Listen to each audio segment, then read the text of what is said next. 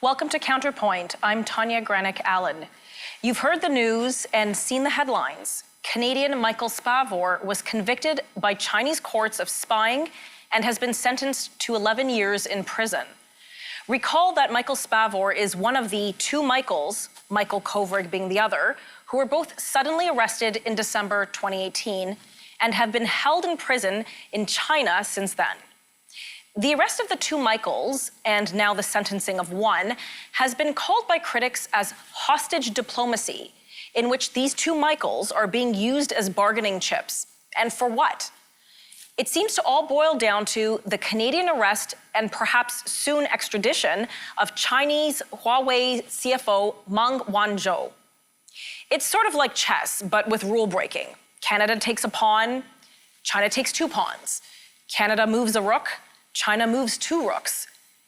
And what of all the Canadians in Hong Kong? Recall the Communist Chinese clampdown on the freedoms of Hong Kong through the passing of the National Security Law, which gave the Communist Chinese sweeping powers to clamp down on the protests and any actions against the Chinese government. Remember, there are over 300,000 Canadians living in Hong Kong. So what is Canada doing about all of this? What will Canada's response be to the conviction and sentencing of Michael Spavor? And what of Michael Kovrig? How should Canada respond to this ever-growing authoritarian regime?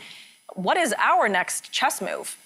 Joining me now to share her perspective is President of Canada-Hong Kong Link, Gloria Fung. Gloria, thank you so much for joining me today. Let's jump right in. So not all of our viewers may be familiar with the two Michaels case, so could you please briefly remind us of the circumstances which led to the two Michaels being arrested? In December 2018, Canada acted on the U.S. request to detain Huawei CEO Meng Wanzhou on fraud charges to fulfill Canada's international extradition obligations to the U.S. A few days later, two Michaels were suddenly arrested in China on trumped-up charges of spying.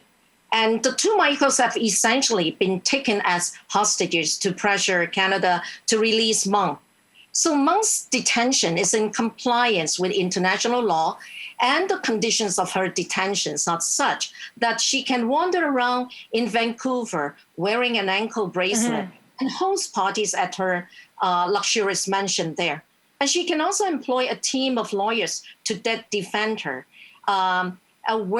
in court where the judge is in control.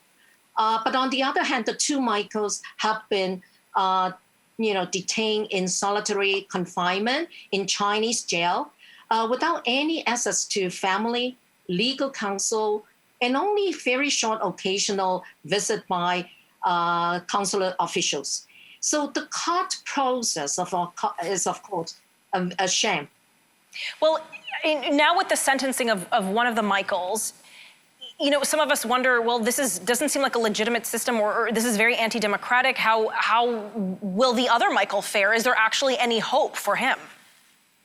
Unfortunately, not much. In the past, evidence has shown us that over 99% of prisoners are convicted in Chinese courts.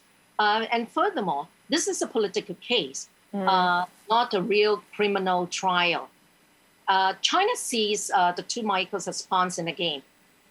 They will play them or sentence them one at a time. Each time, they will also, when they sentence them, it puts pressure on Canada. So eventually, they will also sacrifice the person they see as the second part.